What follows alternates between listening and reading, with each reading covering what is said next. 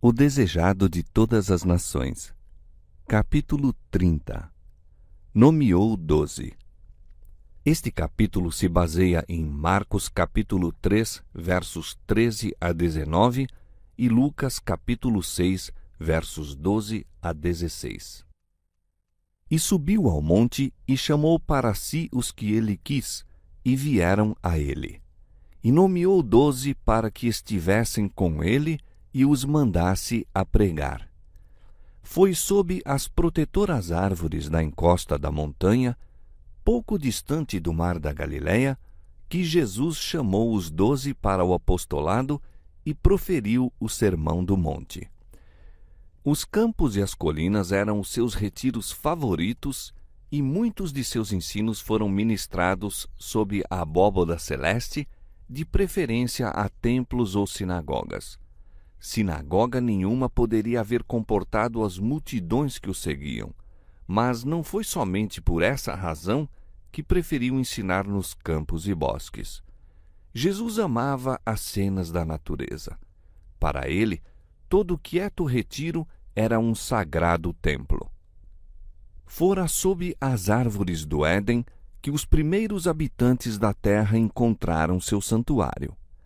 Ali se comunicara Cristo com o Pai da humanidade. Quando banidos do paraíso, nossos primeiros pais ainda adoraram nos campos e bosques, e ali os procurava Cristo com o evangelho de sua graça. Fora Cristo que falara com Abraão sob os carvalhais do Manre, com Isaque quando saía a orar no campo à tardinha, com Jacó nas colinas de Betel, com Moisés nas montanhas de Midian e com o jovem Davi quando apacentava os rebanhos. Fora por instruções de Cristo que, por 15 séculos, os hebreus haviam deixado suas habitações durante uma semana todos os anos, vivendo em cabanas feitas de ramos verdes, de formosas árvores, ramos de palmas, ramos de árvores espessas e salgueiros de ribeiras. Preparando os seus discípulos, Jesus buscou de preferência afastar-se da confusão da cidade para a quietação dos campos e colinas, como estando mais em harmonia com as lições de abnegação que lhes desejava ensinar. E durante seu ministério apreciava reunir o povo em torno de si, sob o céu azul, em alguma relvosa encosta ou na praia do lago. Ali, circundado pelas obras de sua própria criação, podia dirigir o pensamento dos ouvintes do artificial para o natural. No crescimento e desenvolvimento da natureza, revelavam-se os princípios de seu reino. Ao erguerem os homens o olhar para as montanhas de Deus, contemplando as maravilhosas obras de suas mãos, poderiam aprender preciosas lições da verdade divina. Os ensinos de Cristo ser-lhes-iam repetidos nas cenas da natureza. O mesmo acontece com os que se dirigem aos campos com Cristo no coração. Sentir-se-ão circundados de santa influência. As coisas da natureza evocavam as parábolas de Nosso Senhor e repetem-lhe os conselhos. Pela comunhão com Deus na natureza, eleva-se o espírito e o coração encontra paz. O primeiro passo devia ser dado agora na organização da igreja que, após a partida de Cristo, o devia representar na terra.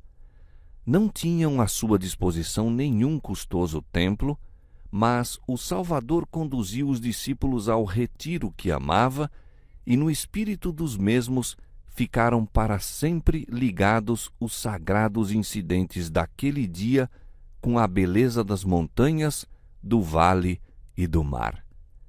Jesus chamara os discípulos para que os pudesse enviar como testemunhas suas, a fim de contarem ao mundo o que dele tinham visto e ouvido. Seu encargo era o mais importante a que já haviam sido chamados seres humanos, sendo-lhe superior apenas o do próprio Cristo. Deviam ser coobreiros de Deus na salvação do mundo. Como no Velho Testamento os 12 patriarcas ocupam o lugar de representantes de Israel, assim os 12 apóstolos deviam servir de representantes da Igreja Evangélica. O Salvador conhecia o caráter dos homens que escolhera. Todas as suas fraquezas e erros lhe eram patentes.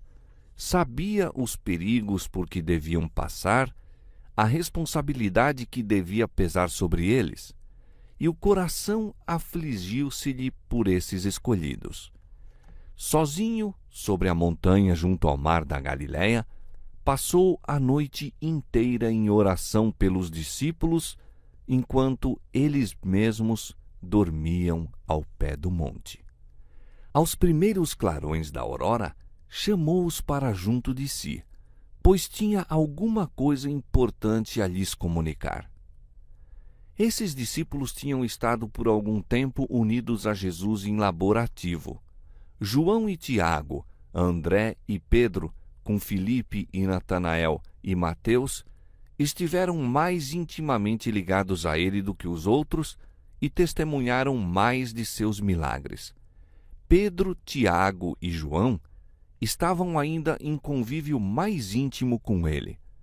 Achavam-se quase continuamente ao seu lado, presenciando-lhe os milagres e ouvindo-lhe as palavras.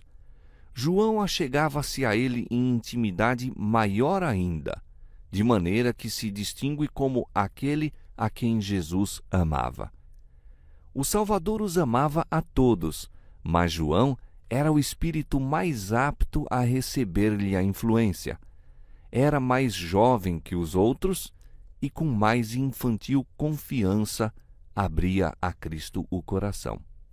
Chegou assim a uma afinidade maior com Jesus e por intermédio dele foram comunicados a seu povo os mais profundos ensinos espirituais do Salvador.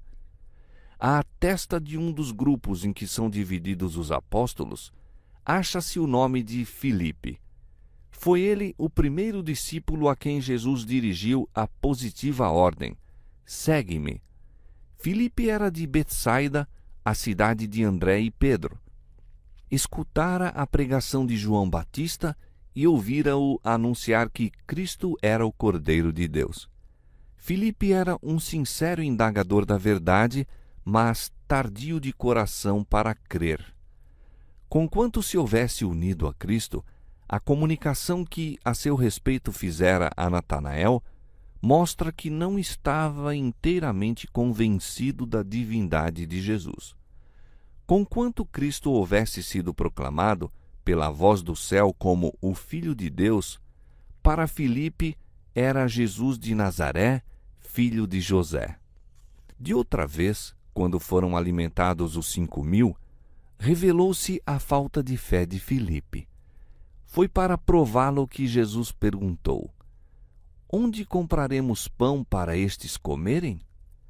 A resposta de Filipe foi de incredulidade. 200 dinheiros de pão não lhes bastarão para que cada um deles tome um pouco.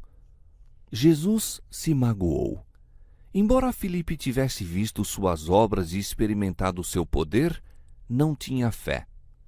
Quando os gregos interrogaram Filipe acerca de Jesus, não se aproveitou da oportunidade para apresentá-los ao Salvador, mas foi ter com André.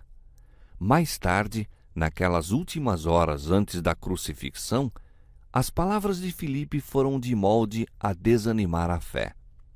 Quando Tomé disse a Jesus: Senhor, nós não sabemos para onde vais, e como podemos saber o caminho? O Salvador respondeu: Eu sou o caminho e a verdade e a vida. Se vós me conhecesseis a mim, também conheceríeis a meu Pai. De Filipe partiu a resposta de incredulidade: Senhor, mostra-nos o Pai, o que nos basta. Tão tardio de coração, tão fraco na fé era aquele discípulo que por 3 anos estivera com Jesus. Em feliz contraste com a incredulidade de Filipe, estava a infantil confiança de Natanael. Era homem de natureza intensamente fervorosa, homem cuja fé se apoderava das realidades invisíveis. Todavia, Filipe foi aluno na escola de Cristo e o Divino Mestre lidou pacientemente com sua incredulidade e espírito tardio. Quando o Espírito Santo foi derramado sobre os discípulos, Filipe tornou-se um mestre segundo as normas divinas. Sabia de que falava e ensinava com uma certeza que levava convicção aos ouvintes. Enquanto Jesus estava preparando os discípulos para sua ordenação, um que não fora chamado se esforçou para ser contado entre eles. Foi Judas Iscariotes, que professava ser seguidor de Cristo. Adiantou-se então, solicitando um lugar nesse círculo mais íntimo de discípulos. Com grande veemência e aparente sinceridade, declarou: Senhor, seguir-te-ei para onde quer que fores. Jesus nem o repeliu, nem o acolheu com mostras de agrado, mas proferiu apenas as tristes palavras: As raposas têm covis e as aves do céu ninhos, mas o Filho do Homem não tem onde reclinar a cabeça. Judas acreditava que Jesus fosse o Messias, e ao unir-se aos discípulos, esperava assegurar para si alta posição no novo reino. Essa esperança quis Jesus tirar com a declaração de sua pobreza. Os discípulos estavam ansiosos por que Judas fosse contado entre eles. Tinha imponente aparência, era dotado de perspicácia e habilidade executiva, e eles o recomendaram a Jesus como pessoa que lhe seria de grande utilidade na obra. Surpreenderam-se de que o recebesse tão friamente. Os discípulos tinham ficado muito decepcionados de que Jesus não houvesse buscado obter a cooperação dos guias de Israel.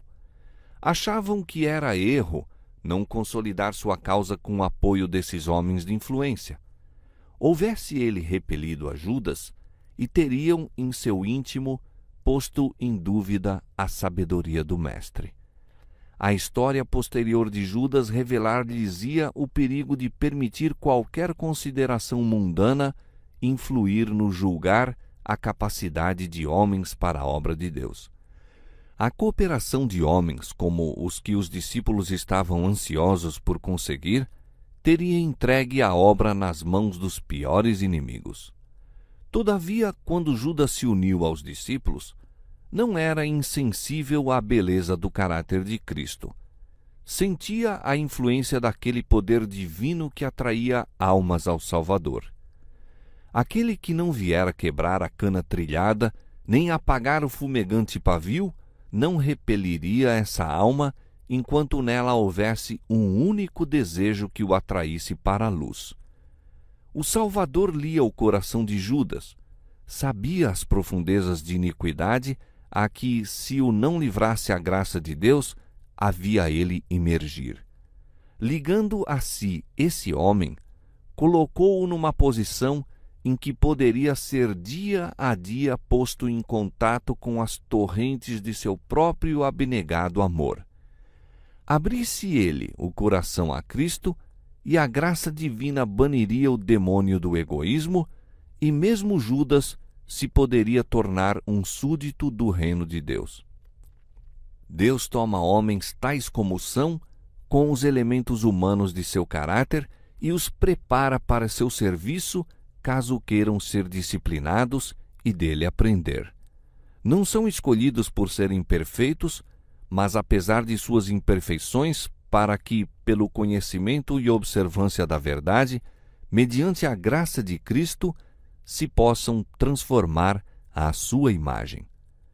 Judas teve as mesmas oportunidades que os outros discípulos.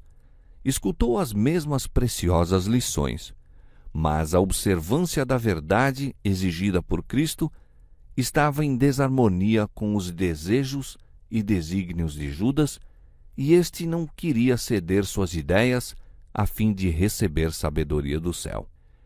Quão ternamente tratou o Salvador àquele que havia de ser seu traidor.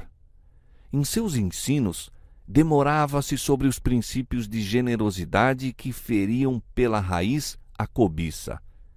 Apresentava diante de Judas o odioso caráter da ganância e muitas vezes compreendeu o discípulo que seu caráter fora descrito, apontado seu pecado, mas não queria confessar e abandonar sua injustiça.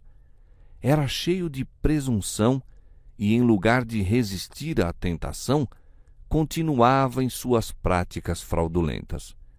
Cristo estava diante dele, exemplo vivo do que se devia tornar caso colhesse o benefício da mediação e ministério divinos. Mas, lição após lição, caiu desatendida aos ouvidos de Judas. Jesus não lhe passou por sua cobiça nenhuma repreensão de molde a ferir, mas com divina paciência lidou com esse homem faltoso, mesmo quando lhe demonstrava que lia em seu coração como num livro aberto. Apresentou-lhe os mais altos incentivos para proceder retamente e, rejeitando a luz do céu, Judas não teria desculpa. Ao invés de andar na luz, Judas preferiu conservar seus defeitos. Maus desejos, vingativas paixões, sombrios e malévolos pensamentos eram nutridos até que Satanás tomou inteiro domínio sobre o homem.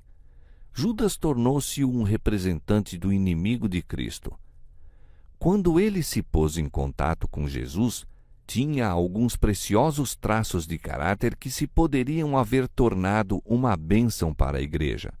Houvesse ele estado disposto a tomar o jugo de Cristo e ter-se-ia contado entre os principais apóstolos, mas endureceu o coração quando lhe eram apontados os defeitos e, orgulhosa e rebeldemente, preferiu suas próprias ambições egoístas, incapacitando-se assim para a obra que Deus lhe teria dado a fazer.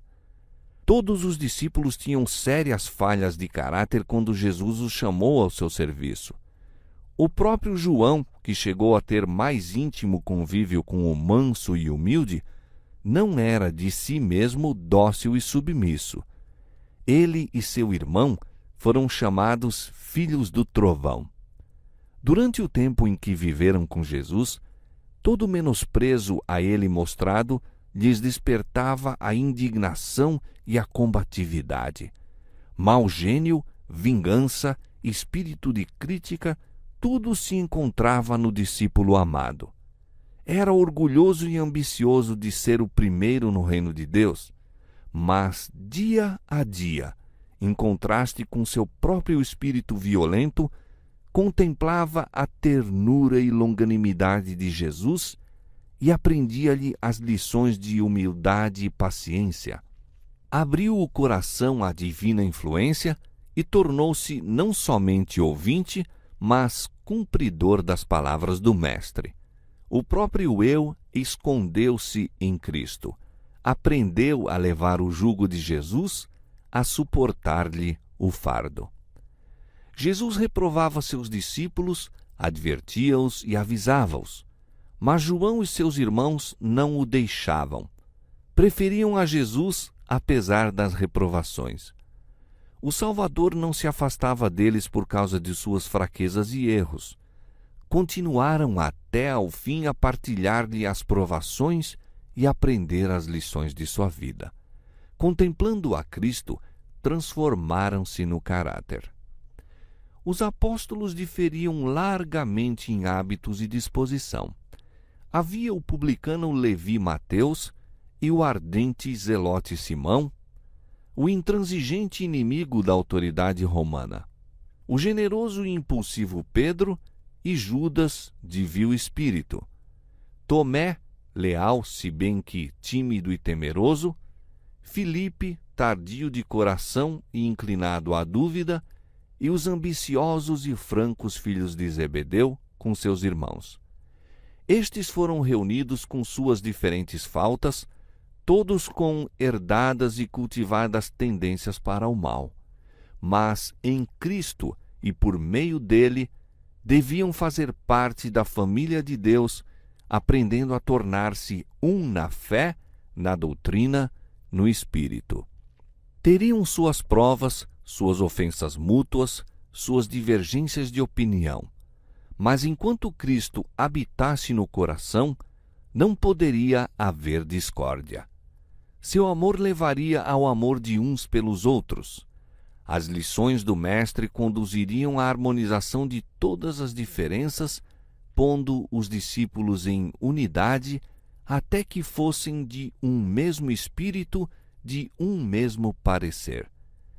Cristo é o grande centro e eles se deveriam aproximar uns dos outros exatamente na proporção em que se aproximassem do centro.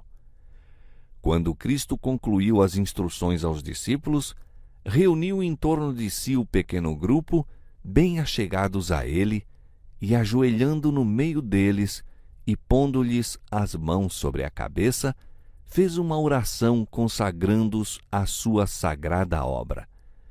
Assim foram os discípulos do Senhor ordenados para o ministério evangélico. Cristo não escolheu para seus representantes entre os homens anjos que nunca pecaram, mas seres humanos, homens semelhantes em paixões àqueles a quem buscavam salvar. Cristo tomou sobre si a humanidade a fim de chegar à humanidade. A divindade necessitava da humanidade, pois era necessário tanto o divino como o humano para trazer salvação ao mundo. A divindade necessitava da humanidade a fim de que esta proporcionasse meio de comunicação entre Deus e o homem. O mesmo se dá com os servos e mensageiros de Cristo. O homem necessita de um poder fora e acima dele para restaurá-lo à semelhança com Deus e habilitá-lo a fazer sua obra. Isso, porém, não faz com que o instrumento humano deixe de ser essencial. A humanidade apodera-se do poder divino, Cristo habita no coração pela fé, e por meio da cooperação com o divino, o poder do homem torna-se eficiente para o bem. Aquele que chamou os pescadores da Galileia chama ainda homens ao seu serviço, e está tão disposto a manifestar por nosso intermédio o seu poder, como por meio dos primeiros discípulos. Imperfeitos e pecadores como possamos ser, o Senhor estende-nos o oferecimento da comunhão com Ele, do aprendizado com Cristo. Convida-nos a colocar-nos sob as instruções divinas, para que, unindo-nos a Cristo, possamos realizar as obras de Deus. Temos, porém, este tesouro em vasos de barro, para que a excelência do poder seja de Deus e não de nós. 2 Coríntios capítulo 4, verso 7. Foi por isso que a pregação do Evangelho foi confiada a homens falíveis e não aos anjos. É manifesto que o poder que opera através das fraquezas da humanidade é o poder de Deus. E somos assim animados a crer que o poder que auxilia a outros, tão fracos como nós, nos pode ajudar a nós. E os que se acham rodeados de fraqueza devem compadecer-se ternamente dos ignorantes e errados. Havendo eles próprios estado em perigo, acham-se familiarizados com os riscos e dificuldades do caminho e, por esse motivo, são chamados a esforçar-se por outros em perigo idêntico. Almas existem perplexas pela dúvida, opressas pelas fraquezas, débeis na fé, incapazes de apegar-se ao invisível, mas um amigo a quem podem ver, indo ter com eles em lugar de Cristo, pode ser um elo para firmar-lhes a trêmula fé no Filho de Deus. Devemos ser coobreiros dos anjos celestes em apresentar Jesus ao mundo. Com quase impaciente ansiedade, esperam os anjos nossa cooperação, pois o homem deve ser um instrumento para comunicar com o homem. E quando nos entregamos a Cristo, numa consagração de toda a alma, os anjos se alegram de poderem falar por meio de nossa voz para revelar o amor de Deus.